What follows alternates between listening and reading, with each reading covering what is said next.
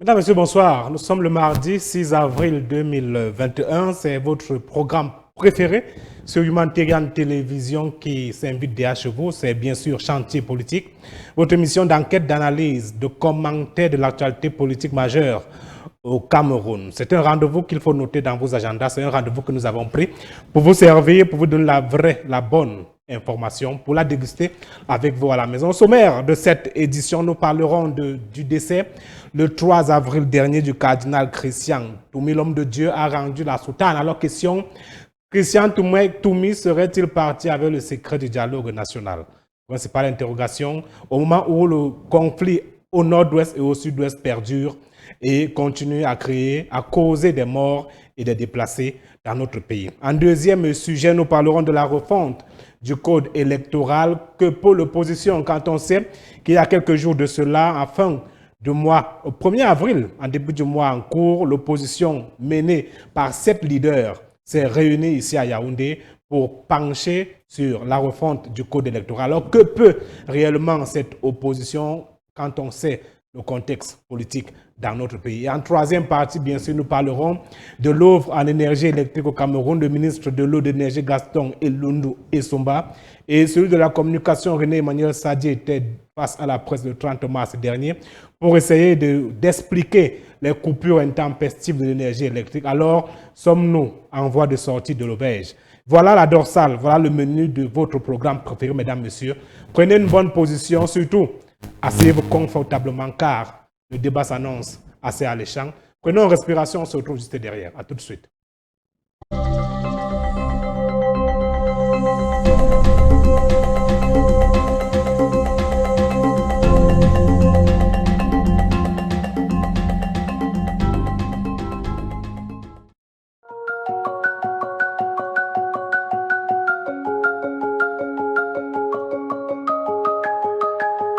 Le coronavirus est une réalité, protégeons-nous et protégeons les autres. Respectons les mesures barrières édictées par le gouvernement.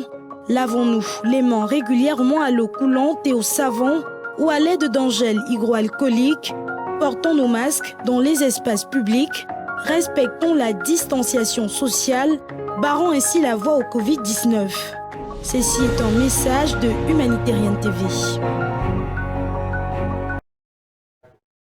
Oui, barrons ainsi la voie au Covid-19, car on le sait, le Covid-19 est toujours là. Il faut respecter la distanciation sociale, il faut respecter les mesures barrières édictées par le gouvernement, porter le masque, bien sûr, se faire dépister s'il le faut, au moment venu. Alors, sur ce plateau, pour nous conduire ce soir, j'ai avec moi deux éminentes personnalités que je vais présenter. Je commence bien sûr par ma gauche, Monsieur Guy Fila Messanga, que vous connaissez d'ailleurs, il est un habitué de Chantier Politique. Pour cette nouvelle saison, il est encore avec nous. Bonsoir, Monsieur Fila Messanga.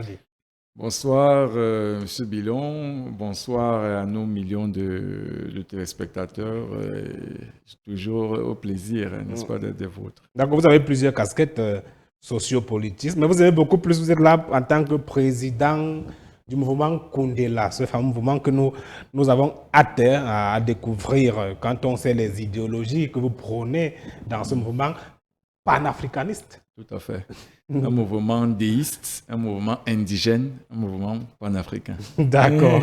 Merci d'être là. Alors, un commentaire.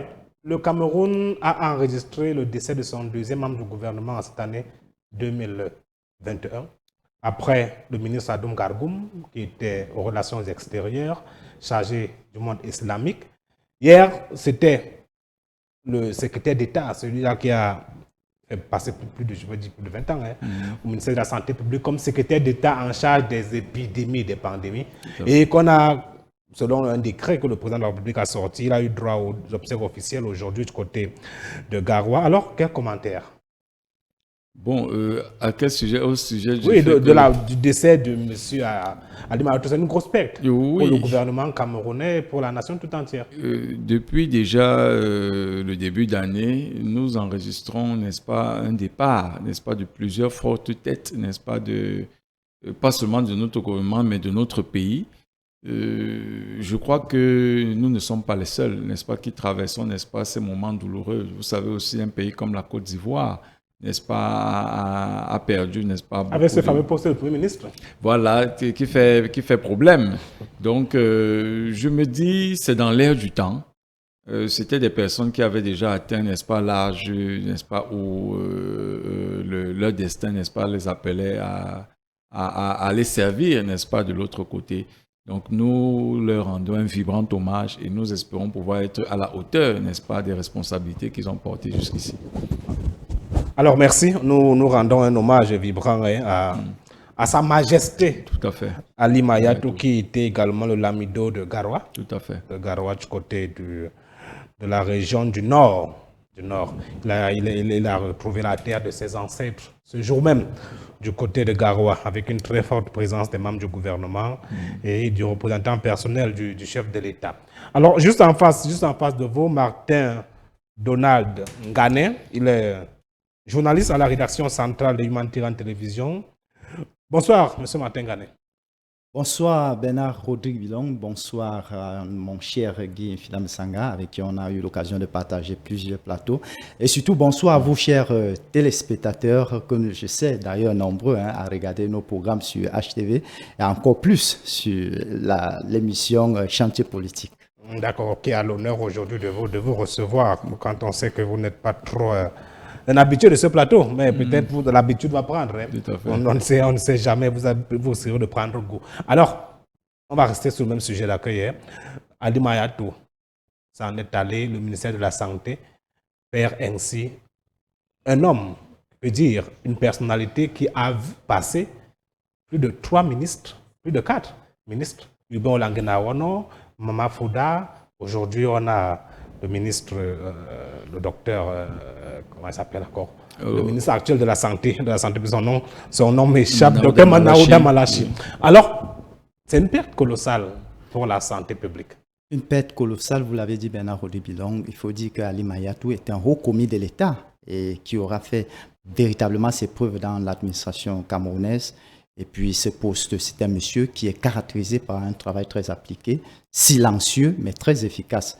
Alors perdre un monsieur qui a atteint cet âge, ce niveau de sagesse, c'est une grosse perte. Il faut dire, lui, à côté de Manaouda Malachi, il était comme un père, il était quelqu'un qui pouvait accompagner le ministre, qui accompagne d'ailleurs le ministre dans des conseils, qui aidait le ministre à faire face à des situations critiques, d'autant plus que nous savons l'actualité qui anime ce côté, notamment avec des questions Covid et bien d'autres épidémies qui envahissent le pays. Alors, je me dis que c'est une grosse perte pour le ministère de la Santé et trouver quelqu'un pour remplacer vraiment ce monument, il faudra vraiment fouiller un peu loin.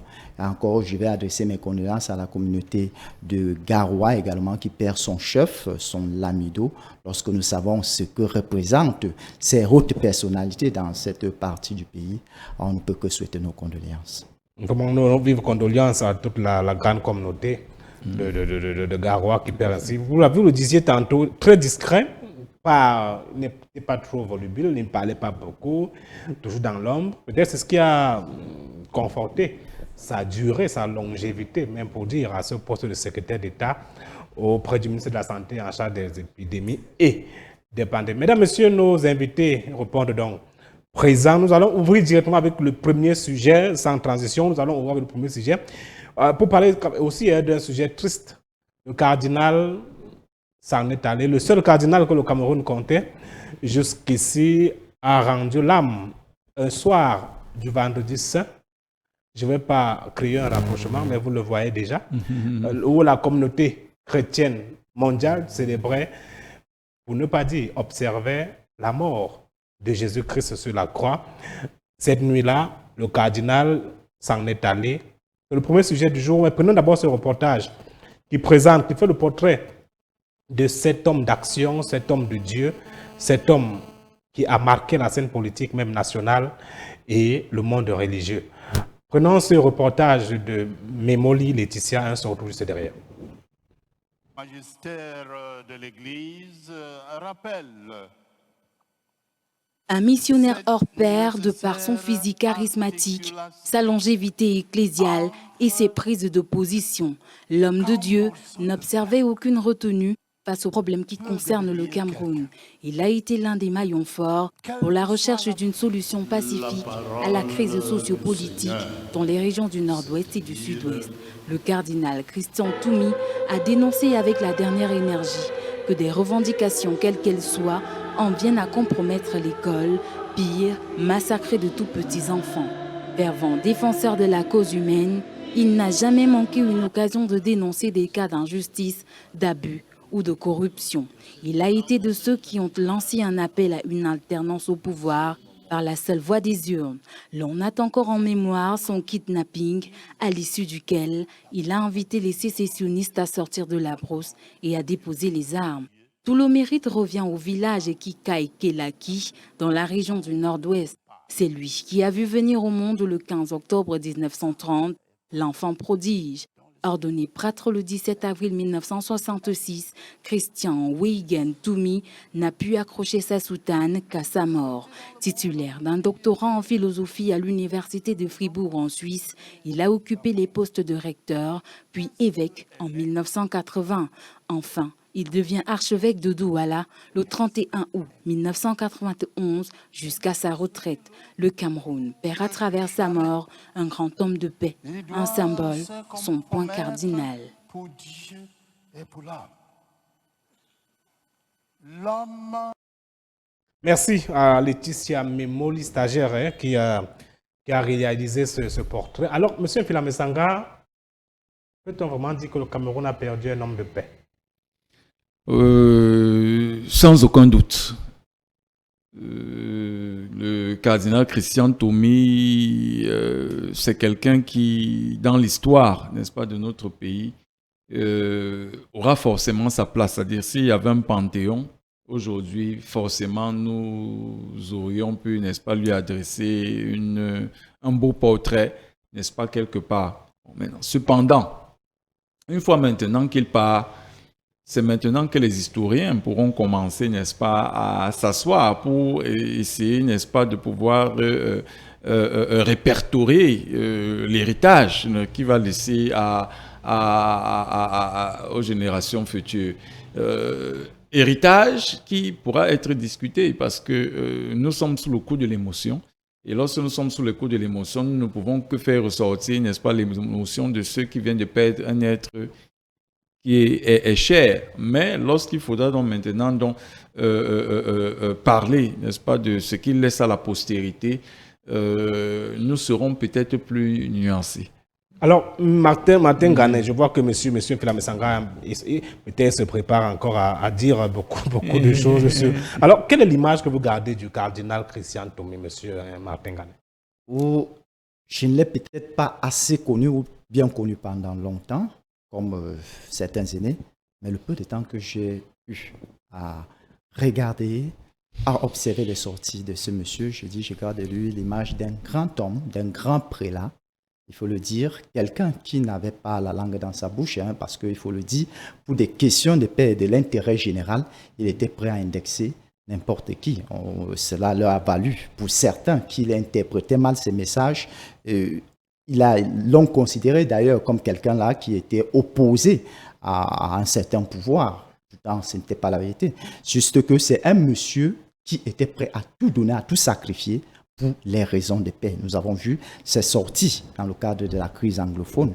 Et que ce soit du côté du gouvernement ou alors du côté des séparatistes, il cherchait le juste milieu, c'est-à-dire la paix et surtout la préservation de la dignité humaine et le bien-être des humains. Alors c'est un monsieur pieux. C'est un monsieur qui a combattu pour la vie, qui a combattu pour le bien-être des humains. Donc c'est un monument que nous gardons dans nos mémoires à jamais. Vous le dites si bien, il aura passé plus de 60 ans au service de l'Église. Mais monsieur Mfilamesanga, aujourd'hui, même de son vivant, beaucoup pensaient, beaucoup lui donnaient l'image d'un homme qu'on ne comprenait pas. On ne savait pas s'il était politique ou il était homme de Dieu, au regard, et M. Ngané le disait, parfois de ses prises de position. Alors, la question que moi je voudrais poser, parlons de la crise anglophone. Est-ce que le Cameroun perd là un médiateur futuriste? Ou bien celui par qui la résolution de cette crise anglophone pouvait passer, quand on sait qu'il était originaire de ce côté-là? Oui, déjà, en termes d'hommage, l'image que moi je garde de ce monsieur, comme une petite parenthèse avant d'embrayer, n'est-ce pas, sur la réponse, c'est cette image de la marche qu'il avait lancée à Douala, je crois que c'était en 2008. À l'époque, vous savez que l'actualité de l'heure, à cette époque, on était à cette fameuse liste du top 50 avec le phénomène d'homosexualité qui avait encore été dénoncé même par un autre prélat, je crois que c'était Woking à l'époque. Il avait organisé une marche à Douala pour dire non au phénomène. Et c'est une marche, n'est-ce pas, qui avait été très courue. Il avait pu avoir les autorisations, les diverses autorisations. Et ça m'a donné, n'est-ce pas, l'image de quelqu'un qui assumait la prise de risque. En pleine crise, n'est-ce pas, dans le Nozo, en sachant que circuler, n'est-ce pas, dans cette zone-là n'est pas est assez risqué, il a pris encore le risque, n'est-ce pas? Donc c'était quelqu'un qui assumait suffisamment une certaine prise de risque. Bon, maintenant, en tant que médiateur, n'est-ce pas, de la crise avec le Nozo, je suis un peu mesuré, nuancé, comme je le disais tantôt, et en tant que, à travers, n'est-ce pas, le legs qu'il nous laisse, à savoir, est-ce qu'il aurait pu, n'est-ce pas, se présenter peut-être à une élection présidentielle. À un moment, beaucoup d'acteurs, n'est-ce pas, politiques se sont dit, est-ce que n'était-il peut-être pas le moment? Et puis à la dernière minute, il a fait comme une sorte de recul. Et on s'est posé des questions. Il n'a jamais clairement dit qu'il était candidat, qu'il voulait briguer un poste pour le poste présidentiel. Par contre, en réalité, ce que je dis, c'est qu'en réalité, nous étions dans un contexte où il y a eu des moments où il y a eu de forts relents à son niveau. C'est-à-dire, à travers ses interventions, à travers, n'est-ce pas, les relances permanentes qu'il faisait au régime de Yaoundé, beaucoup d'acteurs, n'est-ce pas, s'étaient posé la question de savoir si une coalition peut-être de partis politiques ne pouvait pas se mettre derrière lui, n'est-ce pas, pour en faire un candidat. Mais vous savez ce qui lui a été opposé. À l'époque, nous avions beaucoup entendu que les prélats restent dans leurs églises. Et ça me permet, n'est-ce pas, de dire que peut-être que le président, peut-être que le cardinal Toumé a dû peut-être être prisonnier, peut-être de cette pensée qui estime que l'homme de Dieu doit simplement être à l'église. Et ça me permet quand même de faire une petite glissade pour dire un homme de Dieu a, n'est-ce pas, vocation à apporter la lumière à la société, même, n'est-ce pas, dans le secteur et dans le champ politique.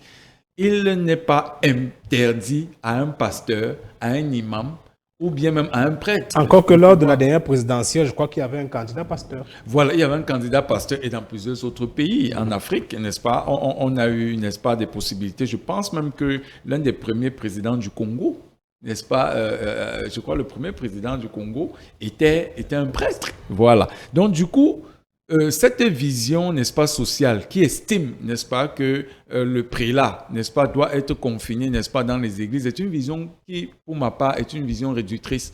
Parce que si on se rend compte que dans la plupart des grands pays, on a vu par exemple la Turquie, qui est un pays, n'est-ce pas, musulman, où ce sont les islamistes qui sont arrivés au pouvoir en succédant, n'est-ce pas, à un parti laïque au début des années 2000. Ces islamistes-là, n'est-ce pas, sont relayés, n'est-ce pas, auprès, n'est-ce pas, des populations par des acteurs, n'est-ce pas, des muezzins, n'est-ce pas, et des leaders, n'est-ce pas, religieux, qui sont de très forts, n'est-ce pas, relais politiques. Restons sur le rôle qu'il aurait pu jouer dans la décrispation de la crise anglophone.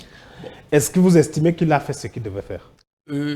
Maintenant, s'il fallait maintenant donc qu'on revienne au niveau de la crise anglophone, moi ce que je retiens, c'est qu'il a été pour l'organisation de la All Anglophone Conference, qui n'a pas été validée par Yaoundé.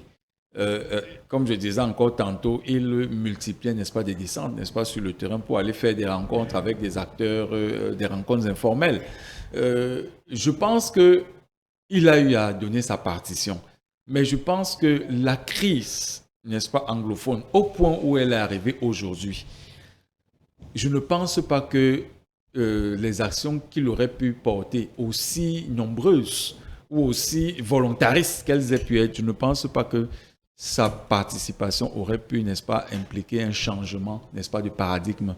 Pour véritablement qu'il y ait une crise résolue dans le Nozo, il faut faire appel à d'autres catégories, n'est-ce pas, qui, si elles sont mises ensemble, pourraient, n'est-ce pas, donner des débuts de solutions. Lui seul, c'était un chantier trop costaud pour lui. Alors, Martin Gane, je l'ai dit, beaucoup ont accusé Christian Toumi parfois de pactiser, même avec une certaine frange de ces sécessionnistes. Quand on sait qu'il a été enlevé, je crois au moins une fois, par ces sécessionnistes, et au sorti de là, il n'a pas fait une déclaration qui convainc l'opinion publique.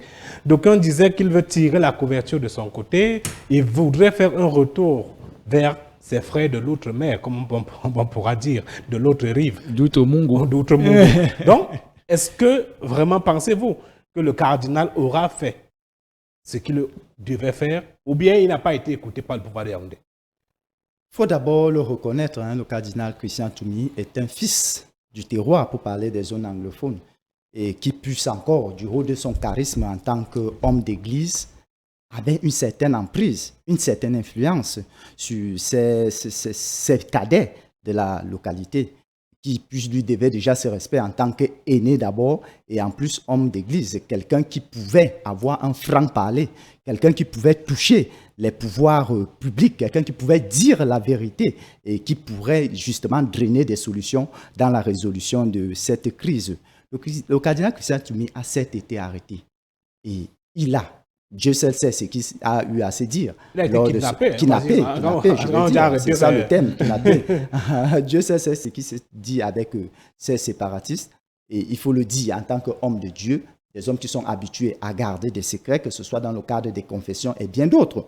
On ne peut pas lui reprocher de n'être pas venir relater intégralement ce qui s'est dit avec Dieu. Ce qui est sûr qu'en tant qu'homme de paix, il a gardé le secret du confessionnal. En tant qu'homme de paix, il se devait de dire sa part de vérité à ses enfants qui étaient égarés. Est-ce qu'il l'a fait? Personne n'a été là. C'est là où on accuse, parce qu'on se dit, il aurait pu, il avait peut-être les moyens, ne serait-ce que d'expression, de ramener un peu ses enfants à la raison. Bien sûr que ça. C'est pour ça que je voudrais rejoindre justement mon cher Guy Msenga pour dire cette crise n'était pas à la hauteur seule du cardinal Christian Toumi. La résolution de cette crise nécessite une synergie d'action.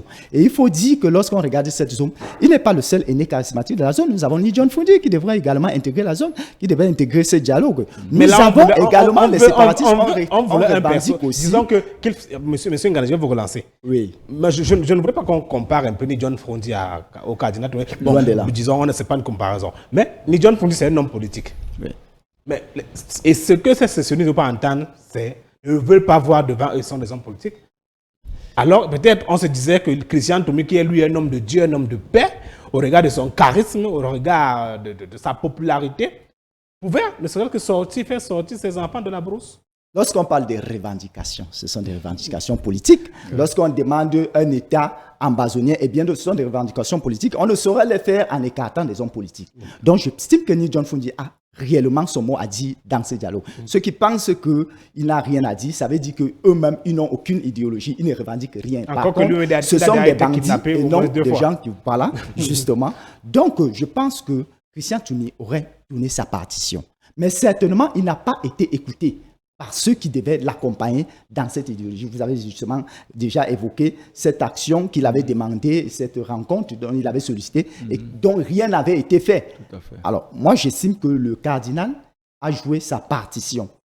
Mais c'est une continuité, c'est une longue guerre, c'est une lutte qui demande une durée d'action.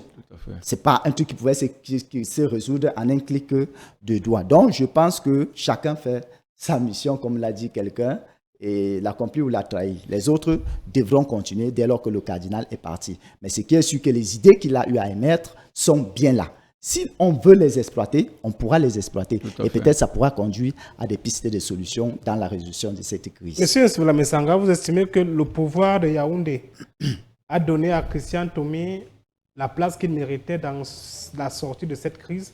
Beaucoup estiment que lors du grand dialogue national, on n'a pas donné le temps de parole à Christian Toumi, on n'a pas voulu l'écouter. Que le pouvoir de Yaoundé l'a muselé, l'a enfermé, a juste voulu le mettre là comme une image pour faire sa pub.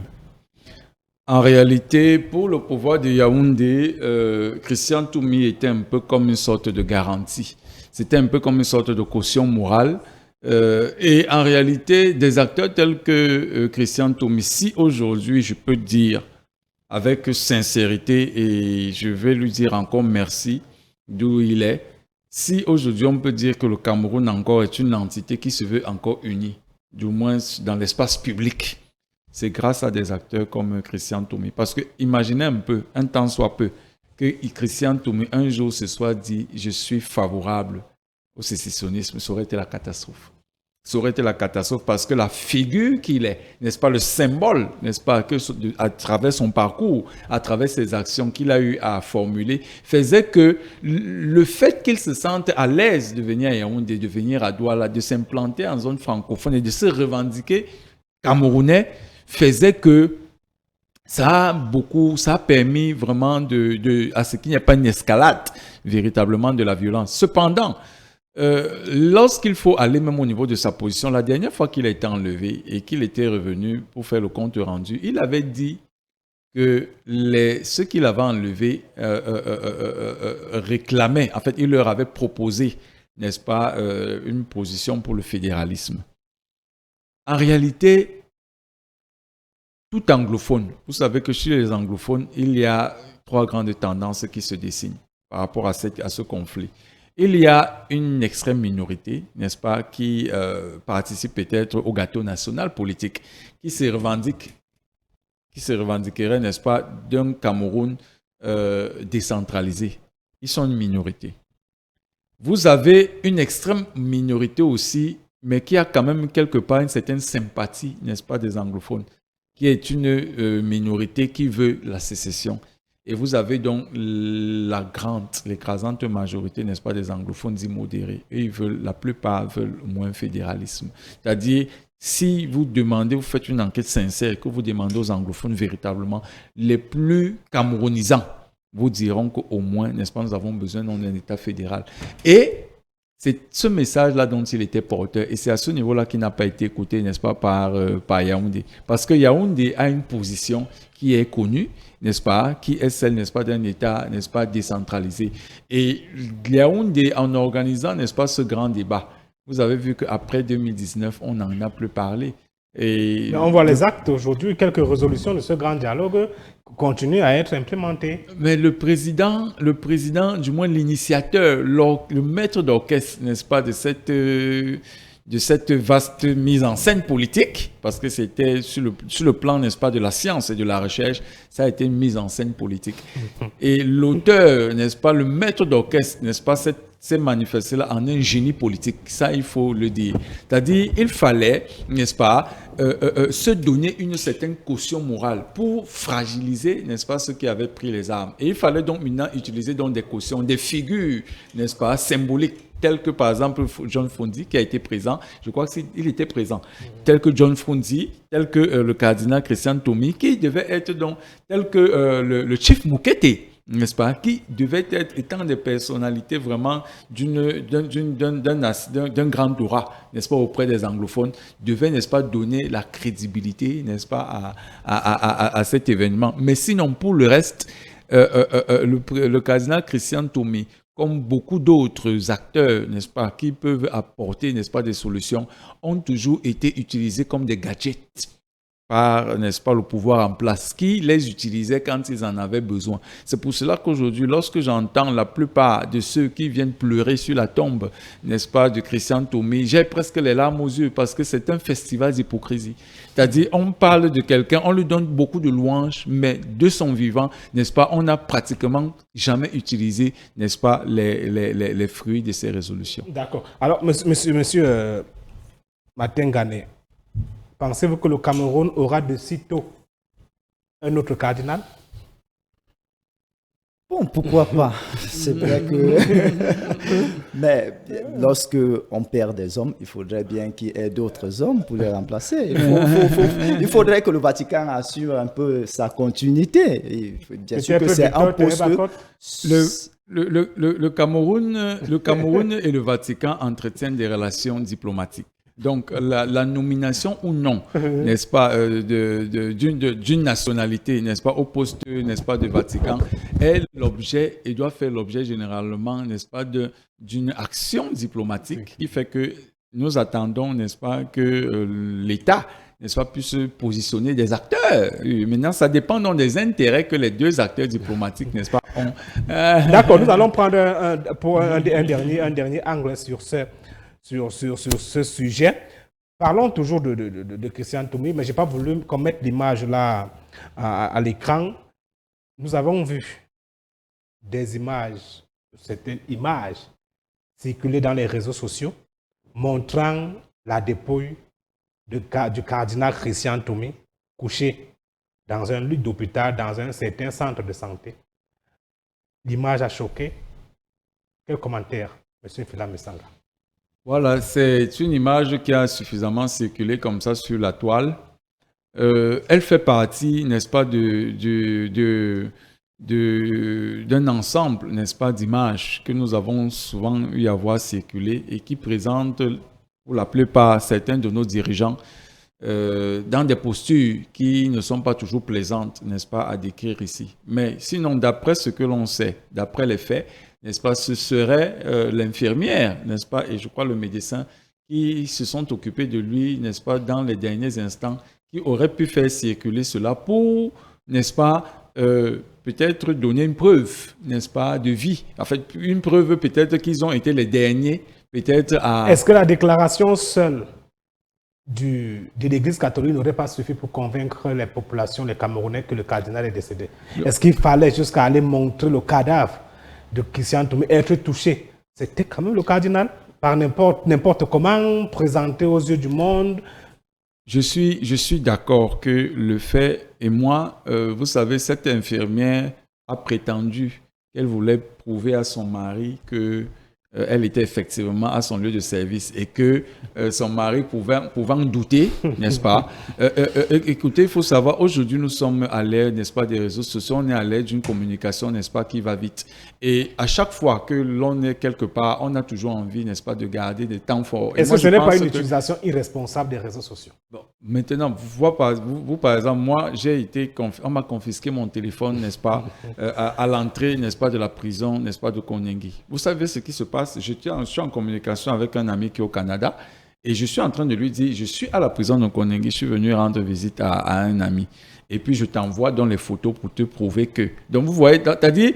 Et à ce moment-là, je pense que j'ai failli passer le plus triste 24 décembre de ma vie.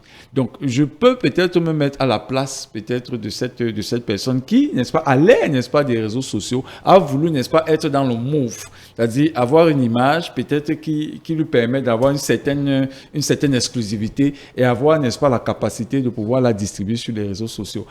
Parler de responsabilité ou irresponsabilité de l'image des réseaux sociaux, nous sommes dans un phénomène qui tellement va vite qu'il y a certains facteurs qu'on ne peut plus maîtriser. On ne peut que soit anticiper par la sensibilisation, soit réprimer en mettant quand même un certain nombre de canevas et de garde-fous. Alors, Martin Gane, quel commentaire? Cette image vous a suggéré? Quel commentaire? Moi, je ne vais pas passer par mille chemins. Les responsables doivent être punis. Il y a atteinte grave à la dignité humaine et pas n'importe qui. Il s'agit de tout un cardinal. Mais on ne comprend pas comment des individus qui plus sont des professionnels, on parle des médecins, on parle des infirmiers, qui ont une éthique et déontologie du métier, qui sont sortis du moule d'une formation, qui savent ce qu'il faut faire et ce qu'il ne faut pas faire, qui ont des secrets professionnels qu'il faut garder. Un cercle que je peux dire fermé, et qu'on se retrouve en train de voir, laisser s'échapper de telles images qui se retrouvent à la place publique, mais c'est de n'importe quoi. Il n'y a même pas à redire, il n'y a même pas à négocier dessus. Quelle qu'en soit la raison pour avancer. À ce niveau, je suis d'accord. Avec... Donc, ces personnes doivent être sanctionnées. Mais franchement. Jusqu'à présent, le ministère de la Santé n'a encore rien dit. Oui, mais je pense que des enquêtes sont en cours et je crois qu'il y a des suspects. Le communiqué, il n'y a que l'Ordre national des médecins justement qui a commis un communiqué, je crois le 3 avril, disant l'Ordre national des médecins du Cameroun a pris connaissance de l'ignoble vidéogramme qui circule dans les réseaux sociaux mettant en scène la dépouille mortuaire d'un prince de l'Église catholique, à savoir son éminence cardinal Christian Toumi, archevêque émérite de Douala. Nous condamnons avec la dernière énergie ces agissements odieux qui portent atteinte à la mémoire sans aucune justification. Devant cet acte d'une très haute gravité, l'Ordre national des médecins du Cameroun va diligenter une enquête et En cas d'implication d'un médecin, ce dernier sera traduit en conseil de discipline et le cas échéant sévèrement sanctionné. Toute la communauté médicale de notre pays s'incline devant la mémoire de cette haute personnalité et adresse ses condoléances les plus attestées à la famille proche, à toute la communauté catholique et à tous les Camerounais. Signé pour le président, le secrétaire général, le docteur Peter Louis Ndifo. On attend le matin. C'est une condamnation morale. Et c'est vrai, c'est l'ordre. S'il s'agit d'une confédération de collègues, ils ne peuvent que reprocher, selon l'éthique et la déontologie de leur métier. Mais il faudrait qu'il y ait une sanction matérielle. Il faut peut-être que ces personnels soient sanctionnés, qu'on observe des suspensions des services.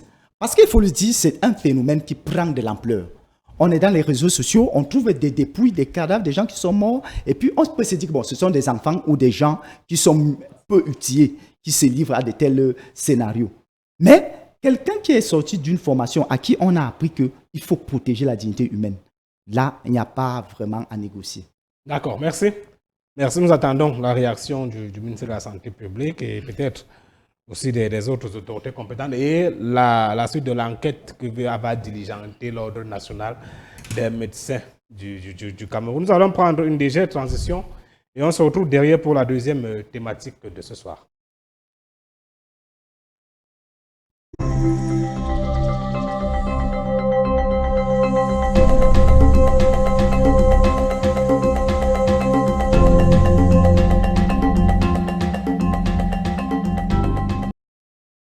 Alors, de retour sur le plateau de chantier politique. En deuxième sujet, refonte du code électoral. Que peut l'opposition camerounaise? Le 1er avril dernier, 7 leaders de partis politiques étaient réunis à Yaoundé pour penser la refonte du code électoral, au moment où l'Assemblée nationale, le Parlement camerounais est réuni en session ordinaire du mois d'avril, du mois de mars 2020, la première de l'année. Alors, que peut réellement l'opposition? Est-ce que cette refonte du code électoral aujourd'hui peut passer? Monsieur Philamesanga, ça fait quand même des années qu'on n'a pas vu des leaders de l'opposition, pas les moindres, se réunir pour parler d'une même voix sur un sujet politique. Oui, ça a véritablement défrayé la chronique, surtout lorsque nous avons vu le docteur Maurice Kamto, qui, d'après... Le professeur, autant pour moi, Maurice Kamto, qui a fait l'objet ces derniers temps d'un lynchage médiatique, surtout venant de la part, n'est-ce pas, du RDPC, du pouvoir en place. Ça lui a donné comme une seconde cure de jouvence, c'est-à-dire comme une forme, n'est-ce pas, de réhabilitation, n'est-ce pas, au sein du Gouta, n'est-ce pas, politique de l'opposition, dont les rumeurs, n'est-ce pas, l'avaient éjecté. Alors, parler aujourd'hui, n'est-ce pas, du renouveau, n'est-ce pas, de la refonte du code électoral. De la refonte, n'est-ce pas, du code électoral me permet, si vous le souhaitez bien, que je fasse un peu une petite halte au niveau même d'une forme de renaissance même de l'opposition. Parce que cet acte, ce fait, n'est-ce pas, a fait ressortir plusieurs éléments. C'est-à-dire, derrière cela, on voit, n'est-ce pas, une opposition qui veut, n'est-ce pas, se remobiliser à, je dirais, 4 ans. 4 ans d'une élection présidentielle qui pourrait, n'est-ce pas, changer la donne, n'est-ce pas, permettre peut-être au Cameroun d'entrer, n'est-ce pas, dans l'ère, pourquoi pas d'une alternance. Donc, les faits n'étant pas fortuits, il faut plutôt aujourd'hui, au-delà, n'est-ce pas, du simple fait que le code électoral doit être retouché, il faut, n'est-ce pas, plutôt se poser, n'est-ce pas, la question de savoir, l'opposition camerounaise a-t-elle encore, à l'occasion, n'est-ce pas, de ce fait, a-t-elle encore les capacités, n'est-ce pas, de mobiliser le corps électoral? Question. Alors, Matengane, à quoi peut aboutir une telle concertation?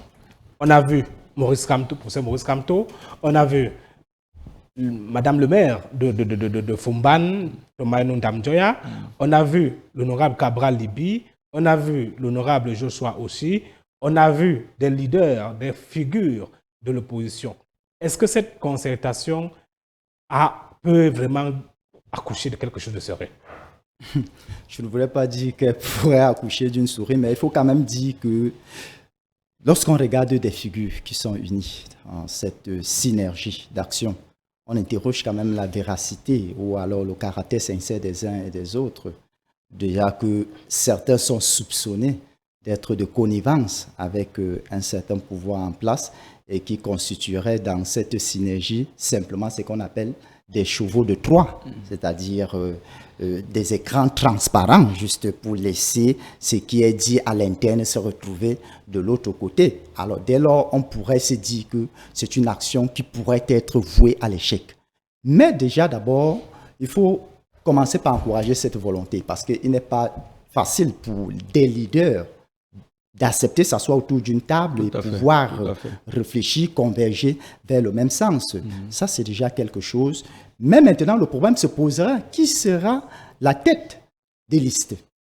Qui devra dire quoi? Qui devra prendre les devants de la scène? Et je pense que c'est là où les œufs pourront encore se casser s'il n'y a pas de consensus à ce niveau. Parce qu'il faut dire que lorsque nous regardons ces figures, peut-être le professeur Maurice Kamto, qui était un homme à risque, parce qu'on sait bien des gros risques qu'il a eu à prendre, certainement il voudrait bien prendre le devant des choses.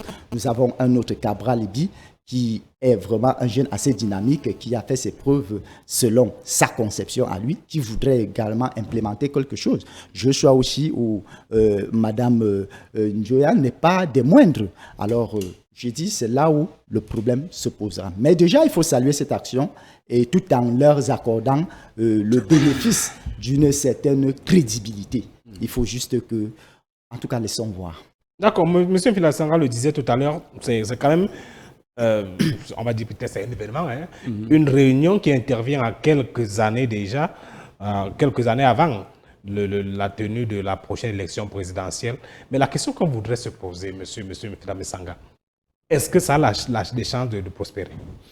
Très bien, et ça me permet, vous entrez, n'est-ce pas, dans la transition, n'est-ce pas, de la question par laquelle j'ai chuté tout à l'heure. Lorsque nous entrons, n'est-ce pas, dans l'histoire, nous sommes tentés, n'est-ce pas, de tomber, n'est-ce pas, au plan théorique sur ce que nous appelons les théories de l'action collective. Nous avons des penseurs tels que Luc Sinjun, Léopold Faxonken ou encore d'autres comme Mankou Olson qui, n'est-ce pas, se sont posé la question de savoir comment est-ce qu'on peut mobiliser, n'est-ce pas, les acteurs dans une société où les gens ont abandonné, n'est-ce pas, le terrain politique. Vous savez, les Camerounais sont entrés dans ce qu'on appelle une crise de démobilisation politique. C'est pour cela que lorsque nous arrivons à voir des leaders assis, quelque part, beaucoup vont se dire, ça peut donner espoir que peut-être l'opposition s'est enfin assagie et qu'elle a compris qu'il faudrait qu'elle ait une même voix, n'est-ce pas, à l'occasion, n'est-ce pas, d'un enjeu présidentiel. Mais maintenant, ce qui me pose un problème personnellement serait que lorsque on observe, n'est-ce pas, les oppositions depuis les années 90 et qu'on voit toujours les thématiques, n'est-ce pas, sur lesquels l'opposition est revenue, notamment les partis leaders, comme le SDF, on se rend compte que le problème du processus électoral intervient. Mais ce phénomène du processus électoral peine véritablement à mobiliser l'opinion publique, n'est-ce pas, autour de ces leaders. Moi, par contre, si j'avais été à la place, n'est-ce pas, de nos chers leaders, qui peinent, je vous le assure, ils peinent à mobiliser. Regardez par exemple, regardez sur l'espace public, qu'est-ce qui mobilise? Qu'est-ce qui permet aux gens, n'est-ce pas, de se retrouver autour, n'est-ce pas, de choses communes? Vous allez vous rendre compte que les églises et les religions mobilisent. Vous allez vous rendre compte que parfois la tradition, lorsqu'il y a des réunions traditionnelles dans les villages, on est prêt à rentrer, n'est-ce pas, pour se mettre autour du chef. Vous allez encore voir sur les réseaux sociaux, l'équipe prospère. C'est, n'est-ce pas, des anciennes prostituées qui aujourd'hui arrivent à faire 2 millions, n'est-ce pas, de visiteurs sur leur page Facebook. Aucun homme politique, même le président, n'arrive à faire 1 million, n'est-ce pas, de suiveurs. Ça veut donc dire que l'opposition doit se poser la question de savoir pourquoi est-ce qu'il y a eu démission. Il y a démission, n'est-ce pas, du citoyen aujourd'hui parce que l'opposition, n'est-ce pas, s'est déconnectée avec les années des véritables préoccupations, n'est-ce pas, du quotidien. Et c'est pour cela que quelque part, je me demande, est-ce que l'opposition n'a peut-être pas perdu, n'est-ce pas, une occasion, n'est-ce pas, de faire un rendez-vous avec l'histoire? Ou bien l'opposition s'oppose à elle-même. Tout à fait. Et là, peut-être, je vais peut-être chuter par 2 ou 3 propositions, à mon sens, n'est-ce pas, que l'opposition aurait pu, n'est-ce pas, porter à l'approbation, n'est-ce pas, de l'opinion publique pour peut-être faire foule au-delà, n'est-ce pas, des interdictions récurrentes, n'est-ce pas, des rassemblements. Vous savez que la police s'est invitée. Oui, le sous-préfet Alors, il n'y a pas eu à estimer qu'il n'y avait pas une demande de manifestation publique et tout, la police a intervenu. Encore que ce n'était pas une manifestation publique, c'était une réunion, mais ça demande l'autorisation. Tout à fait. En tout cas, je reconnais quand même que ce sont des leaders quand même qui peuvent donner des sueurs froides, n'est-ce pas, à la place de tout. Disons, il y avait de quoi. Alors, ce que je voudrais donc dire... Vous le pensez vraiment? Quand je viendrai au niveau des thématiques, par exemple, en 30 ans, l'opposition difficilement a réussi à dire aux gens qu'ils vont véritablement poser le problème, n'est-ce pas, du franc CFA. Vous savez que c'est un problème qui dérange. Mais nous avons une classe politique qui veut arriver aux affaires, qui vous parle d'alternance du matin au soir, mais qui ne veut pas véritablement percer les abcès. C'est pour cela qu'à un moment, les gens sont tenus de se poser la question de savoir est-ce que cette opposition est encore crédible? Est-ce qu'elle épouse encore véritablement nos attentes? On parle par exemple donc du franc CFA. L'opposition a peut-être de la peine à embrasser par exemple des sujets tels que est-ce que le Cameroun, par exemple, devrait encore rester dans la francophonie? Vous savez, par exemple, que le Rwanda a eu le courage de sortir de la francophonie. Qu'est-ce que la francophonie nous a apporté aujourd'hui en termes, n'est-ce pas, de gains et d'intérêts? L'opposition devrait, par exemple, s'inspirer. Aujourd'hui, tout le monde se gosse de dire il n'y a pas de liberté. Donc, on ne permet pas, n'est-ce pas, à l'opposition de pouvoir se déployer. C'est pour cela. Ce sont des excuses très faciles en passant que l'opposition tient. Vous pouvez me dire quelle période a été la plus privative des libertés que dans les années 50 où l'UPC arrivait à mobiliser tant dans le Grand Nord, n'est-ce pas, qu'en zone anglophone avec le One Cameroun de Détoumaza, que ici dans cette zone, il y avait plus de répression. Est-ce que l'opposition se perd d'objectif? Pardon? Est-ce que l'opposition, au regard de ce que vous dites, oui, je veux dire, perd l'objectif ou bien se mélange un peu les pédales ou bien rate sa cible? À travers l'analyse, n'est-ce pas, de l'énonciation du politique, à travers l'analyse, n'est-ce pas, des thématiques que l'opposition propose, si on a une certaine lecture, on va se rendre compte que l'opposition camerounaise, comme malheureusement beaucoup, n'est-ce pas, d'opposition dans les pays francophones, est en panne de pensée politique. Deuxièmement, elle a une obsession du pouvoir qui fait qu'en sociologie, on risque de se retrouver. Les oppositions francophones sont toujours dans cette théorie, n'est-ce pas, du changement de l'équilibre du système. Mais là où ils échouent, c'est qu'ils n'arrivent pas à proposer, n'est-ce pas, un nouveau système. C'est-à-dire, ils ne veulent pas nous amener, n'est-ce pas, dans le changement du système, mais ils veulent toujours plutôt nous amener dans cette théorie de l'alternance qui dit, à la place du vizir, n'est-ce pas, il faut que nous soyons vizirs. Et c'est ça, justement, qui fait que les gens n'arrivent pas à accrocher. Alors, d'accord. Alors, moi, je vais retourner un peu la question, monsieur Martin Ganet. M. Fila a donné ses explications que peut-être l'opposition se détourne de l'objectif. Mais l'opposition revendique dans cette révision du code électoral l'instauration d'un bulletin unique. Mais la question que moi je voudrais poser, je ne vais pas m'attarder sur le bulletin unique, on sait tout ce que ça veut dire. Mais qui a, dans cette opposition, qui a le plus à gagner? Parce que je prends le cas, on a vu le professeur Maurice Kamto qui représente le MRC, qui n'a aucun élu sur le triangle national. Qu'est-ce qu'il gagnerait? On voit un PCRN qui peut-être peut se targuer dans ce groupe d'avoir peut-être plus d'élus aux côtés du SDF.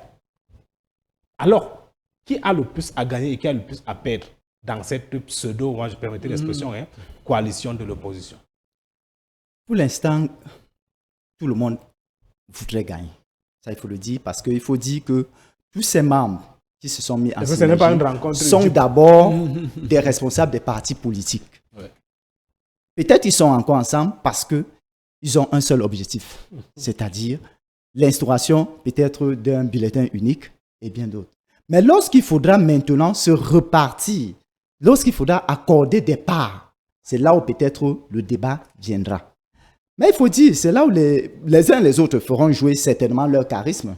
D'aucuns évoqueront le fait qu'ils aient peut-être plus de place. D'aucuns évoqueront le charisme. C'est là où peut-être la mésentente pourrait arriver. Mais toutefois, il faut dire quand même que, au regard de ceux qui se sont unis, on sait qui peut faire quoi, où, quand, comment et pourquoi. Et il faudra vraiment s'attarder sur ça si vraiment l'opposition voudrait que cette action soit efficace.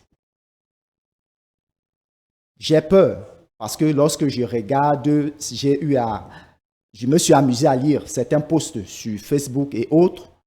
Il y a un confrère journaliste qui disait « Grand Pouf, vous êtes un homme intègre, mais dans ce dont vous vous retrouvez là, il y a 2 personnes qui ne sont réellement pas avec vous. » Suivez mon regard, je ne sais pas qui est, mais la personne a sa part d'idées.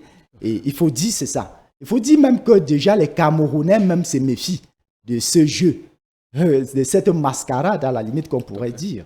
Parce que nous connaissons les Camerounais. Chacun voudrait gagner, personne ne voudrait se sacrifier pour l'autre. Il dit, moi j'aurais quoi en retour? Donc voilà la crainte qui pourrait nous animer face à ce jeu que nous sommes en train de voir. On ne doit rien attendre de concret de cette réunion, de cette opposition. Monsieur Pour être sérieux, il faut beaucoup de sérieux dans ce qui est en train de vous estimez qu'ils ne sont pas assez sérieux? Jusqu'ici, personnellement, je n'ai pas encore vu du sérieux. Alors, mais au fil du temps, plus on va se rapprocher de l'échéance, on saura vraiment s'ils peuvent tenir. Le professeur Jacques Famdongo, qui est secrétaire à la communication, membre du bureau politique, ministre d'État, ministre de l'Enseignement supérieur, a dit qu'une telle idée de refonte du code électoral ne peut pas passer. Sans objet. Est sans objet. Parce que pour le faire, il faut passer par l'Assemblée. Un débat à l'Assemblée. Au Parlement, oui. À l'Assemblée. Vous ne pensez pas qu'on a tué l'œuf? On a tué le mal dans l'œuf, pour dire, comme au quartier. Parce qu'on sait qu'au Parlement, le RDPC est incontournable, imbattable, avec sa majorité plus qu'obèse. Et quand on voit que, je le disais, Maurice Kamto n'a aucun député, le SDF a quelques députés, on ne sait pas si tous seront d'accord. Le PCRN également a les députés, mais est-ce que tous feront front commun? Alors, la question que je voudrais poser, c'est de savoir, M. Philam Messanga, est-ce que ce n'est pas de la divagation? Parce que même si le projet arrive aujourd'hui, parce qu'on sait quand même que le Parlement est en première session, en session pour le mois de mars, même si le projet ou la proposition de loi est introduite, maintenant, elle n'a pas de chance de passer. Bon, lorsque nous analysons, n'est-ce pas, les champs d'action de l'action collective, n'est-ce pas, au Cameroun et dans les pays d'Afrique francophone, il y a 2 grands paradigmes, n'est-ce pas, qui permettent, n'est-ce pas, d'avoir des clés d'analyse, n'est-ce pas, de la scène politique au Camerounaise. Il y a le phénomène, il y a le paradigme de l'extraversion et il y a le paradigme du post-autoritarisme. Le paradigme de l'extraversion, j'en ai parlé tout à l'heure, c'est dire nous avons une classe politique qui n'obéit pas, n'est-ce pas, à des critères de continuité historique de notre historicité politique. Ça veut dire quoi? Nous sommes des nations et des civilisations indigènes, traditionnelles. Mais nous avons refusé notre héritage. Nous avons décidé de faire des chefs des auxiliaires de l'administration. Nous avons décidé d'aller en Europe, c'est-à-dire dans une ère, vous allez comprendre, je vais chuter. Juste pour dire que nous avons des acteurs qui veulent résoudre des problèmes en allant prendre d'autres médicaments qui ne correspondent pas aux problèmes politiques. Ça, c'est d'un. Maintenant, le post-autoritarisme, et là, maintenant, vous allez comprendre l'intervention, n'est-ce pas, du professeur Jacques Famdongo, c'est que vous avez des acteurs qui sont au pouvoir et qui développent des stratégies, n'est-ce pas, y compris, n'est-ce pas, la clé juridique, n'est-ce pas, parce que là, nous sommes dans une phase, n'est-ce pas, c'est-à-dire d'un blocage par la clé juridique, pour dire, on a déjà nommé, on est déjà passé par un processus qui est légal, rationnel, n'est-ce pas, qui confère à notre parti la majorité, n'est-ce pas, qui fait qu'il n'y a aucun débat. Ça veut déjà dire que qu'est-ce que vous attendez? En réalité, c'est un débat de sourds. Maintenant donc, pour qu'une opposition, une quelconque opposition puisse véritablement traverser les mailles du filet, vous comprenez qu'elle doit faire un très grand travail de mobilisation. Parce que la mobilisation peut amener les débats sur d'autres champs. Ça veut dire que si on vous avait fermé sur le champ juridique pour dire que vous devez être majoritaire à l'Assemblée, sachant que sur ce champ-là, on bloque les urnes. Et il y a le champ, n'est-ce pas, de la mobilisation du peuple qui peut obliger les acteurs au pouvoir à faire des concessions. Maintenant, donc, il faut donc que l'opposition soit capable, n'est-ce pas, de rassembler les foules, de rassembler. On avait l'impression d'avoir comme 7 généraux sans armée. Ça me rappelle un peu à l'époque de la Deuxième Guerre mondiale, en 1940, à Londres, quand le général de Gaulle lance l'appel à la résistance. Vous savez qui était sa sécurité? C'était son porte-fanion. Donc, il n'avait d'armée que le porte-fanion, mais il avait au moins de la volonté et une vision qui fait que 5 ans plus tard, effectivement, il y a eu libération. Aujourd'hui, nous avons donc 7 généraux sans armée. Nous avons des gens qui ne mobilisent pas.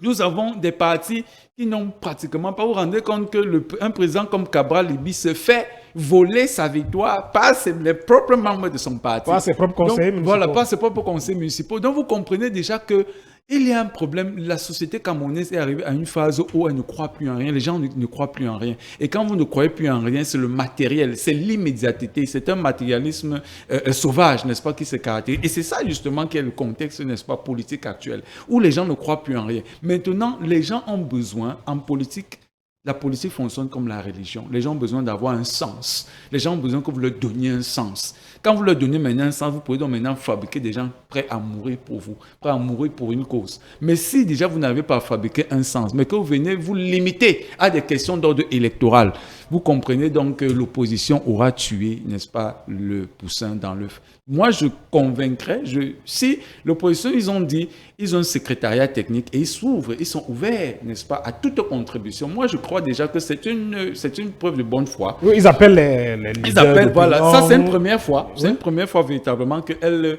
a cette démarche d'ouverture. Le deuxième bon point qu'on peut leur donner, c'est qu'ils le font suffisamment tôt. À 4 ans et non à 1 an, 2 ans, comme ça s'est fait lors, n'est-ce pas, des coalitions avortées de 2004 ou bien de 2011. Et ils prennent suffisamment le temps de le faire. Peut-être que nous sommes au tournant de l'histoire et ils voient ce que vous savez avec notre père qui peut être appelé à rejoindre son père. Donc, il y a donc déjà ce déficit, n'est-ce pas, cette incapacité à mobiliser. Et puis, une troisième chose.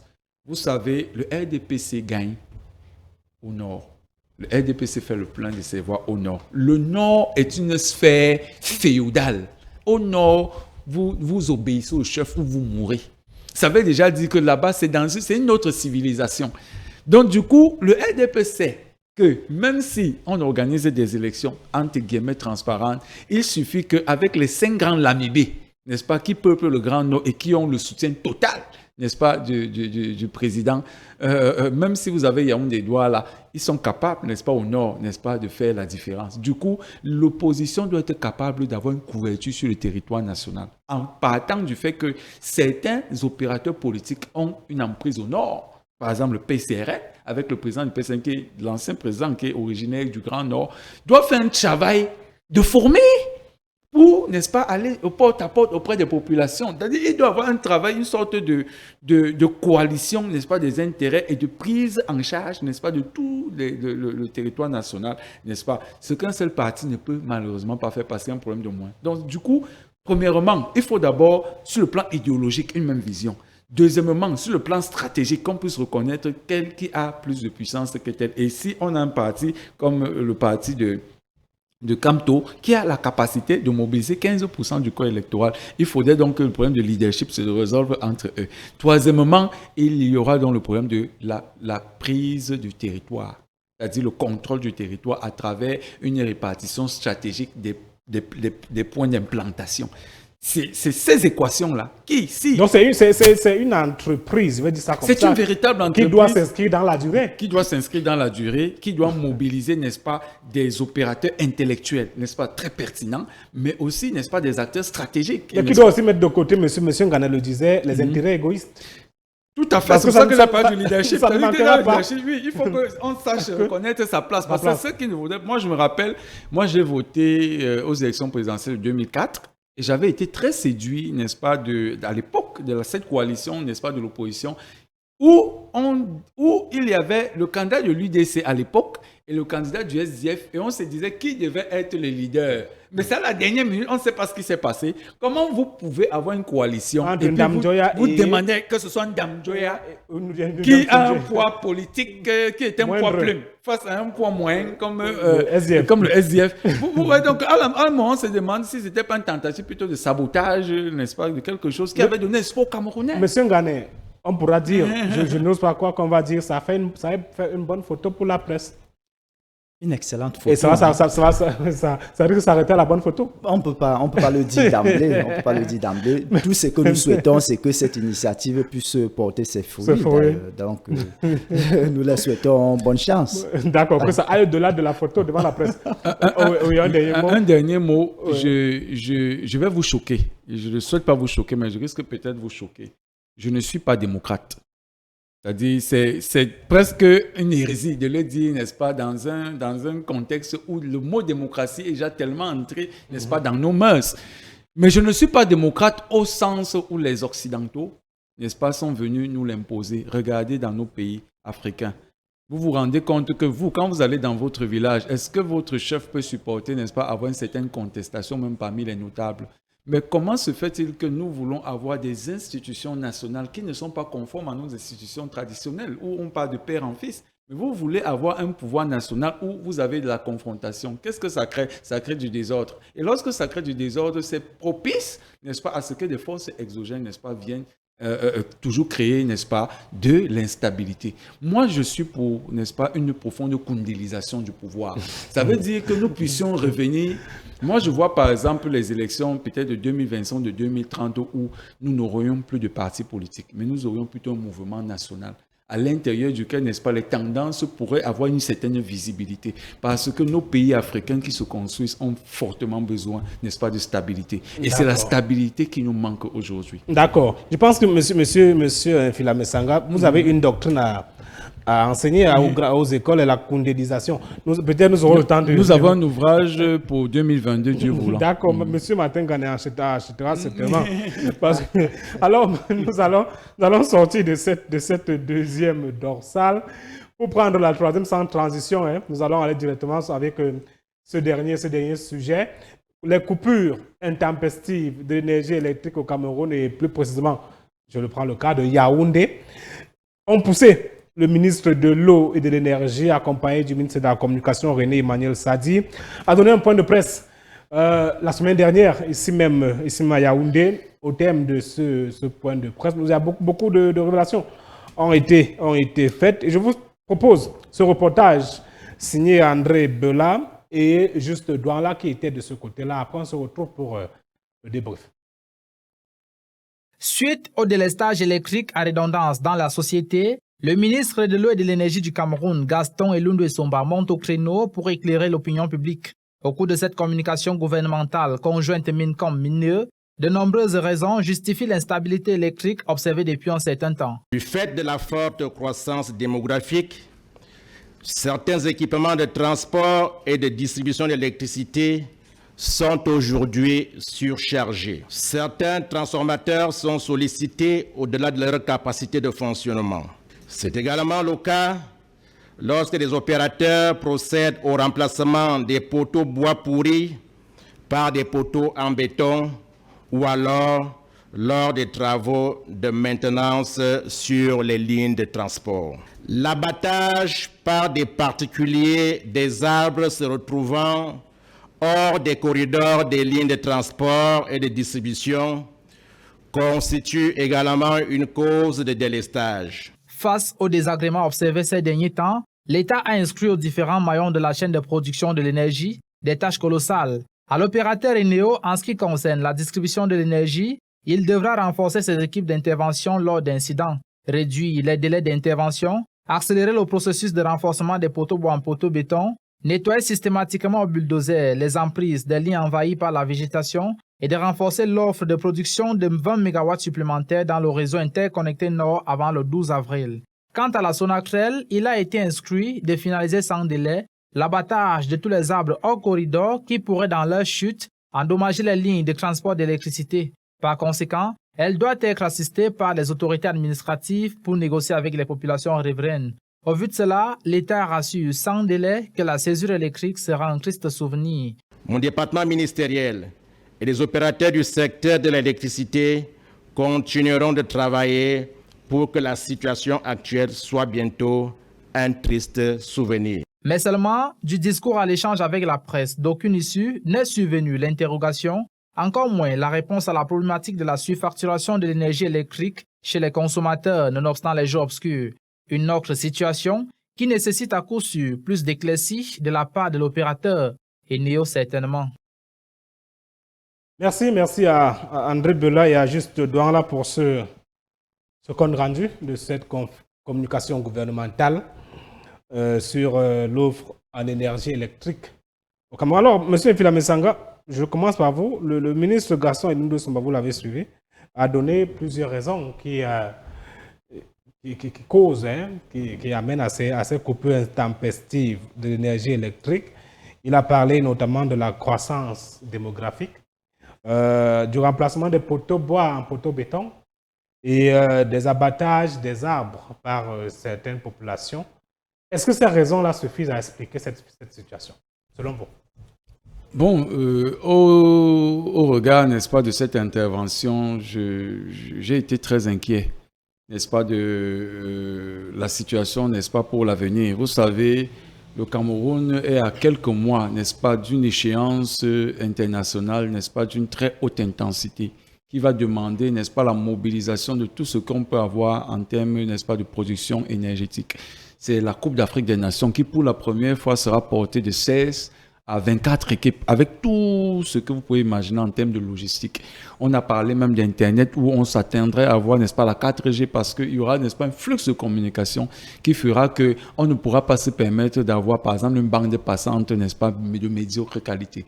Alors, nous sommes dans un contexte où, après s'être endetté, à pratiquement 45%, n'est-ce pas, de notre PIB. Le Cameroun, dans un contexte de Covid, où nous accusons une récession de l'ordre de 2,3%, est encore obligé, n'est-ce pas, d'aller mobiliser des fonds, n'est-ce pas, sur les marchés européens avec les eurobonds.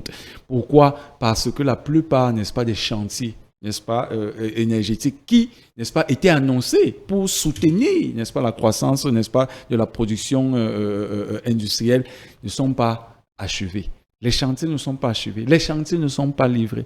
Vous savez, par exemple, au niveau de la Sanaga, sur 6 turbines qui font tourner, n'est-ce pas, la Sanaga, plein régime, il n'y en a qu'une seule turbine qui marche, n'est-ce pas, et 5 turbines aujourd'hui sont en panne.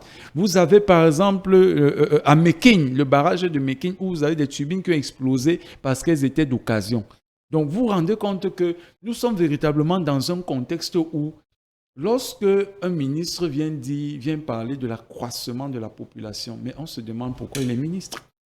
Je ne suis pas à la place, n'est-ce pas, d'excellence, n'est-ce pas? Je me réserve parce que justement c'est lui qui est au four et au moulin, mais lorsque vous entendez l'énonciation du politique, vous entendez la grammaire, n'est-ce pas, les justifications, vous entendez un ministre, quelqu'un, un manager, quelqu'un qui vous dit très vite, on verra dans quelle mesure.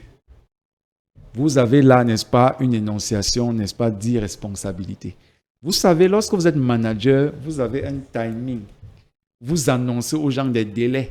On a vu, par exemple, les leaders qui sont passés à l'occasion, on a vu en Israël, lorsqu'il y a le Covid, on vous dit, d'ici le mois de mars, on vous donne un horizon, n'est-ce pas, de management. Et puis, on se met en œuvre pour voir si on va atteindre, ou bien si on ne va pas pouvoir atteindre. Après, on vient justifier pourquoi on a atteint.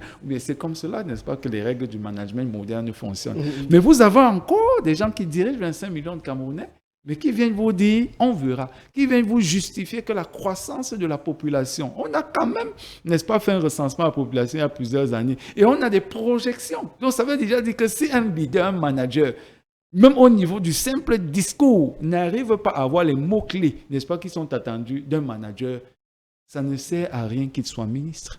Alors, Martin Gane, un commentaire. Est-ce que vous partagez l'avis de M. Filamisanga qui estime que ces raisons seules ne suffisent pas? Peut-être qu'il ne fallait même pas les donner.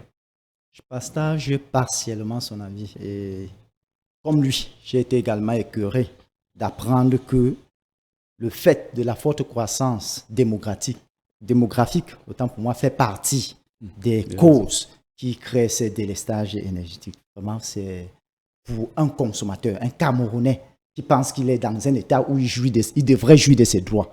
Apprendre cela, c'est assez grave. C'est assez grave parce que je pense que le rôle du gouvernement, gouverner, c'est prévoir.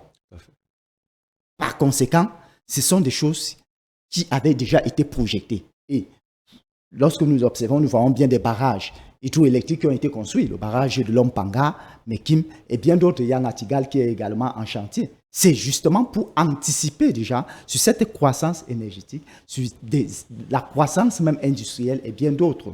Alors, c'est une raison qui ne devrait pas... On n'a pas peut-être qualité de corriger la copie du ministre, mais à la place du citoyen, on devrait, ça choque quand même. Ça choque quand même. Mais quant aux autres raisons, par contre, remplacement des poteaux en béton, en poteaux en bois, c'est vrai, c'est quelque chose qui devrait normalement être fait depuis.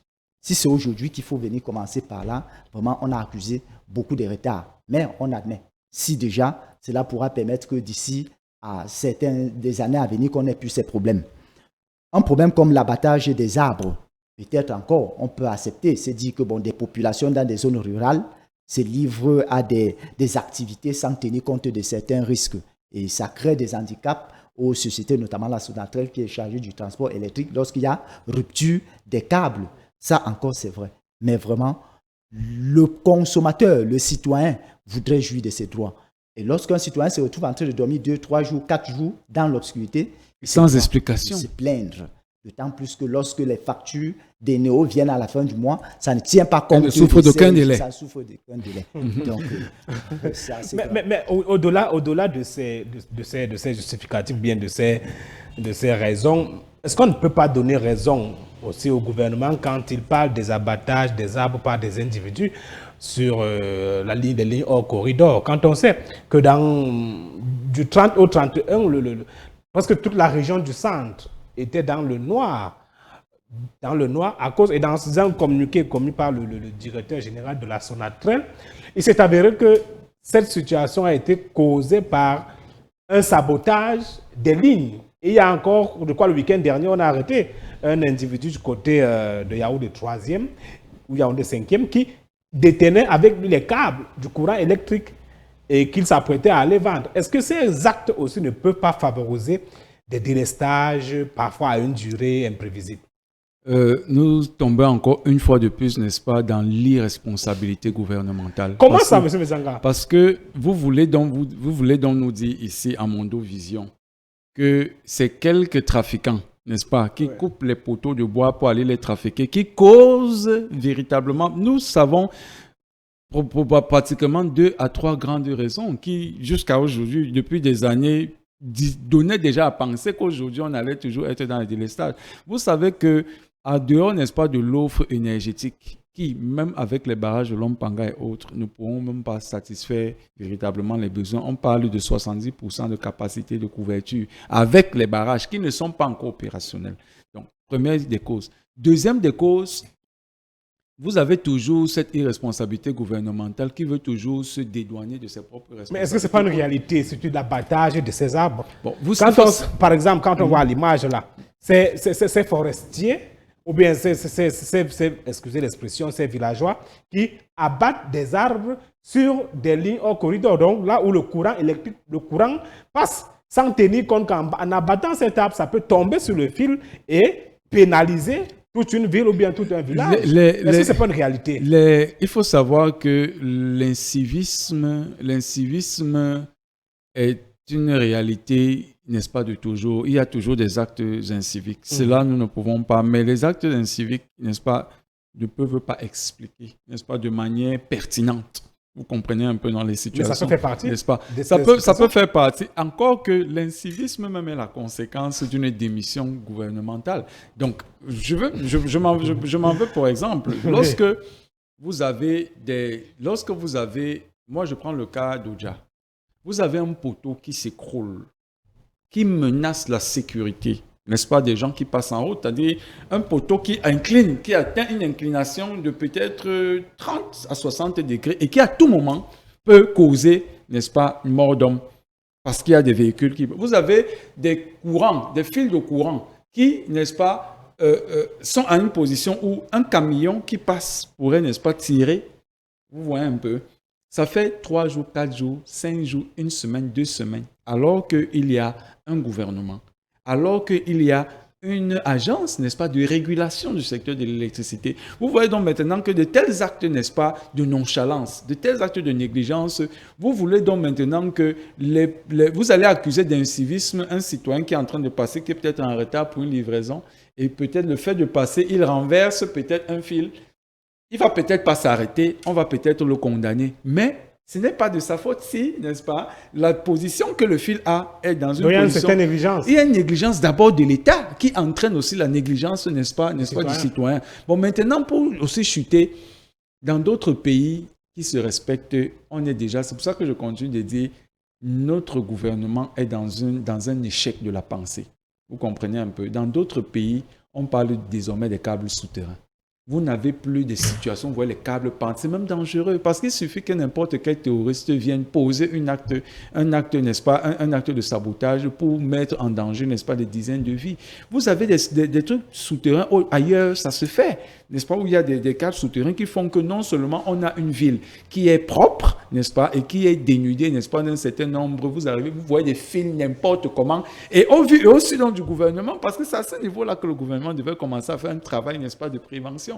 Empêcher justement que les gens viennent mettre des fils n'importe comment pour créer donc tout un désordre urbain qui fait donc que ce désordre sera propice, n'est-ce pas, à des actes, n'est-ce pas, d'incivisme. Alors, monsieur Martin Gane, ces coupures intempestives du courant d'énergie électrique ont amené les Camerounais à s'interroger sur la responsabilité de qui fait quoi dans le secteur de l'offre en énergie électrique au Cameroun. On a accusé la Sonatrel en disant que c'est cette société nationale de transport d'électricité qui ne fait pas bien son travail. On accuse Eneo en disant que c'est Eneo qui ne fait pas bien son travail. Est-ce qu'il n'est pas temps que le ministre, peut-être encore, ces deux ministres reviennent devant la scène publique pour expliquer aux Camerounais, avec peut-être ces directeurs généraux, qui fait quoi? Parce que les Camerounais ont peut-être du mal à comprendre, ne maîtrise pas réellement qui fait quoi dans ce secteur. Oui, c'est peut-être ça, mais il faut aussi éviter que le gouvernement vienne peut-être s'excuser devant les populations, parce qu'il faut dire que... Le gouvernement ne peut pas s'excuser. Monsieur Pelamessanga, peut-être vous allez réagir. Est-ce que le gouvernement, devant un échec, n'a pas la possibilité de s'excuser? Qui s'excuse s'accuse naturellement. Donc, il faut dire que le gouvernement se doit. Le gouvernement, c'est comme un parent. Hein? Un parent, lorsque le parent a commis une bêtise face à son fils, le plus souvent, ce n'est pas n'importe comment qui demande cette excuse. Il y a des parents un peu plus orgueilleux, plus autoritaires, qui préfèrent rester tranquilles, mais ils trouvent un moyen de réparer et que son fils voit que, comment papa était gentil cette fois-ci, pourquoi est-ce que là où j'avais tel problème, il a fini par résoudre. C'est pour dire qu'en réalité, le gouvernement se doit. Qu'est-ce que les populations veulent? Les populations veulent que les délestages s'arrêtent, alors que le gouvernement trouve un moyen. Parce que chercher à tirer la ficelle pour dire quelle a la responsabilité de ceci, l'autre a la responsabilité de ceci, c'est créer encore un autre débat ou un autre conflit qui viendrait même encore aggraver la situation. La question qu'on devrait se poser, c'est que est-ce que la Sonatrel, qui a pour mission peut-être d'assurer le transport électrique, a suffisamment les moyens pour pouvoir assumer sa mission? Si la Sonatrel a suffisamment les moyens, alors qu'on appelle les responsables de la Sonatrel, qu'on leur demande pourquoi est-ce que ça n'avance pas de votre côté. Et maintenant, il faut voir le contrat que le gouvernement a avec Eneo. Est-ce que le contrat est respecté? Si le contrat est respecté, pourquoi est-ce que Eneo ne fait pas suffisamment son travail? Si le contrat n'est pas respecté, bon d'accord, faites votre travail, mais nous vous rassurons de telles choses. Le citoyen lambda n'a rien à cirer dans ça. Le citoyen, ce qu'il voudrait, c'est que le courant soit permanent chez lui. Un point, un trait. Que sa petite activité économique, peut-être sa vente des poissons, que le poisson ne pourrisse plus dans les frigos parce qu'il n'y a pas d'électricité, que ceci, c'est un peu de ça. Donc, je pense que le gouvernement visite ces maillons qui sont dans la chaîne de la production électrique jusqu'à la distribution auprès des ménages et essayer de voir où est-ce qu'il y a le kick et apporter des solutions pour que le citoyen soit en paix. Moi, voilà ce que je conçois dans cette démarche. Mais M. Mfila-Messanga, au regard de tout ce que le gouvernement dit, est en train de remplacer les poteaux. Vous avez parlé de cette dette à travers le rebond que l'État vient encore contracter. On parle de 500 milliards encore à injecter à la Sonatrel. Est-ce que ça n'augure pas un lendemain meilleur, un lendemain sans délestage? Bon, déjà, nous devons ici d'être des pédagogues parce que quand vous nous donnez l'honneur, n'est-ce pas, de venir, n'est-ce pas, parler, des gens nous écoutent. Les gens peuvent tirer, n'est-ce pas, des conclusions, n'est-ce pas, heureuses ou malheureuses, n'est-ce pas, de ce que nous disons ici. Et vous vous rendez compte que dans notre contexte, la plupart des débats, malheureusement,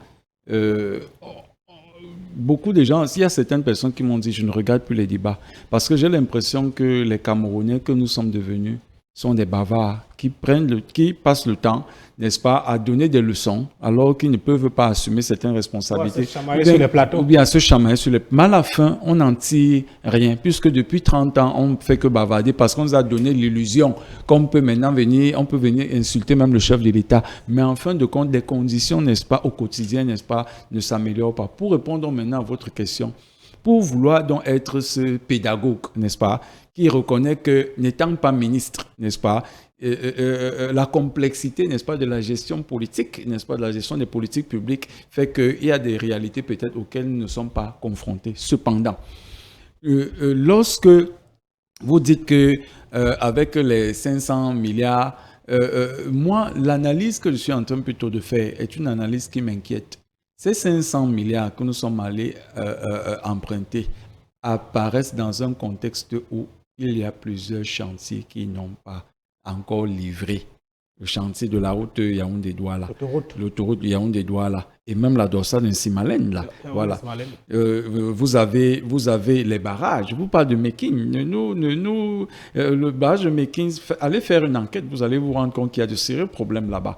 Vous avez le stade d'Oulembe, n'est-ce pas, qui doit faire peut-être l'inauguration, n'est-ce pas, du match d'ouverture, n'est-ce pas, de la prochaine CAN. Je crois que ce sera en fin janvier. Vous vous rendez compte qu'il y a beaucoup de dans lesquels on a injecté des milliards pour lesquels on n'a rendu compte à personne. Mais on peut encore endetter, on peut encore on peut nous endetter. Des irresponsables partent nous endetter et c'est nous, vous, moi, nos enfants qui vont devoir payer pour des gens peut-être qui ont 2-3 nationalités. Ça veut dire quand ça engage ici, là, ils peuvent rapidement prendre un avion et peuvent aller demander l'asile politique ailleurs. Quand vous avez donc, n'est-ce pas, un tel niveau d'irresponsabilité, n'est-ce pas, dans un État, moi, l'interpellation, par exemple, que je m'en vais faire, c'est peut-être voir les acteurs politiques qui se sont réunis, n'est-ce pas, pour dire qu'ils veulent porter, n'est-ce pas, les problèmes, n'est-ce pas, du citoyen. C'est à ce niveau-là qu'on les attend. C'est à ce niveau-là qu'on voudrait donc qu'ils embrassent, n'est-ce pas, qu'ils mettent des avocats, n'est-ce pas, pourquoi pas, pour traîner, n'est-ce pas, les acteurs, n'est-ce pas, qui créent le flou artistique dans cette affaire pour les amener à pouvoir s'expliquer devant des juridictions pour qu'ils puissent, de manière contraignante, n'est-ce pas, venir se justifier de la gestion de tous ces milliards, n'est-ce pas. Donc, du coup, à un moment, j'interpelle, n'est-ce pas, les citoyens que nous sommes à être un peu plus responsables, à ne plus croire qu'on devait donner toute la charge. N'est-ce pas, l'État, un État est quelque chose de trop grave pour les laisser entre les mains de quelques individus. À côté donc de l'État, il y a des structures de contrôle. Voilà, par exemple, justement, des ministres passent pour nous dire, pour nous expliquer, ils ne nous parlent pas, par exemple, des mécanismes de contrôle qui doivent être mis en place par la société civile pour contrôler effectivement, puisque c'est même la société qui pourrait nous faire. Il n'y a pas de compte rendu. Il n'y a pas de timing. On ne nous donne pas d'horizon. On nous dit, on verra.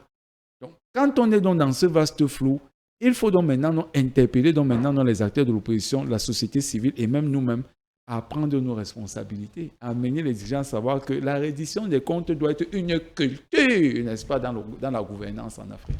Il n'y a pas malheureusement cette culture-là. C'est ça qui m'inquiète. On va encore aller emprunter des milliards qui vont venir entrer dans un gouffre de corruption. C'est ça qui m'inquiète. Parce que beaucoup de gens disent, on peut s'endetter même, l'État peut s'endetter jusqu'au terme de 70% de son PIB. On veut bien, mais maintenant, la qualité donc, de la dette, n'est-ce pas, renvoie donc à la qualité, n'est-ce pas, de l'usage de la dette. Et la qualité de l'usage d'un emprunt, n'est-ce pas, renvoie à la bonne gouvernance. Quand vous voyez donc que nous sommes donc dans un contexte où il y a un déficit de bonne gouvernance, il y a un déficit de confiance entre des gouvernants et des gouvernés, vous allez encore vous endetter et vous ne nous garantissez même pas des mécanismes de contrôle, n'est-ce pas? Du coup, à un moment, moi, ça m'inquiète. Alors, ça m'inquiète. Alors, ça nous inquiète tous, mais monsieur Ngana, on va sortir par là, c'est la dernière question. Il faut quand même dire qu'à côté de tout cela, bon, c'est vrai, le gouvernement a encore des efforts à faire. Il y a encore beaucoup d'efforts à faire pour sortir les Camerounais du noir, pour que cessent ces délestages inopinés, ces délestages à répétition. Mais il y a aussi la responsabilité du citoyen à utiliser le bien public avec civisme et responsabilité. Ça, il ne faut pas manquer de le dire, M. Ngane. C'est très important de le souligner d'ailleurs, parce qu'il faut dire que dans cette histoire, les responsabilités sont partagées. Et cela n'est pas un secret. Nous le savons, il y a des zones très dangereuses dans ce pays, notamment dans cette ville de Yaoundé, des quartiers où vraiment les câbles électriques subissent les assauts de certains vandales. Nous connaissons des zones telles que Ngwaikele, et nous avons même des gens qui se substituent en agents de Sonel, qui sont des néos, je veux dire, qui sont des distributeurs d'énergie auprès des ménages. On ne sait pas où est-ce qu'ils font leur versement. On ne sait pas par quelle alchimie ils occupent ces fonctions. Il y a tout ça. Il faut dire que nos citoyens, ça part de responsabilité. Et vraiment, tout ce que nous souhaitons, c'est du mieux pour notre pays. Alors, il faudrait que, bien que nous attendons, tout comme nous attendons des pouvoirs publics, qu'ils améliorent nos conditions de vie, que nous aussi, nous fassions des efforts d'être des citoyens honnêtes et surtout responsables. Donc, j'en appelle à la responsabilité et au civisme de ceux-là qui se livrent à de telles activités, afin que les citoyens puissent vivre dans l'inquiétude en matière d'électricité au Cameroun. Dernier mot, 30 secondes, M. Messanga. Je ne suis pas naïf. Et personne ne signe de l'a dit. Voilà, nous sommes dans un contexte où nous sommes dans une fin de régime. Et nous sommes dans un contexte où la corruption a tellement noyauté le système que nous partons d'un divorce pratiquement entre des gouvernants et des gouvernés. Du coup, quels que soient les domaines, n'est-ce pas, qui sont embrassés, véritablement, j'appelle le citoyen et, n'est-ce pas, les acteurs politiques qui se prétendent de l'opposition à embrasser avec un peu plus de sérieux, n'est-ce pas, les problématiques, n'est-ce pas, actuelles, pour, n'est-ce pas, une alternance qui se veut la moins douloureuse possible. D'accord, merci. Et ça a toujours été moins douloureux pour nous de vous servir chaque mardi. Merci, mesdames, messieurs, de nous avoir regardés. Merci, monsieur Infila Messanga, d'avoir fait le déplacement. Vous restez à Oudja. Vous direz que c'était Oudja pour Humanitarian TV, c'est pas la porte d'à côté. Merci à Martin Ngane qui s'est prêté au jeu aujourd'hui. Nous espérons vous avoir également la prochaine fois. Merci aussi à toute l'équipe technique conduite ce soir par William Kamga et bien sûr Joseph Barga. Merci à vous à la maison de nous avoir regardé. Prenons rendez-vous mardi prochain lorsqu'il sera à 21h30 sur ces mêmes antennes. Mais d'ici là, restez sur nos programmes car nos programmes se poursuivent. Au revoir.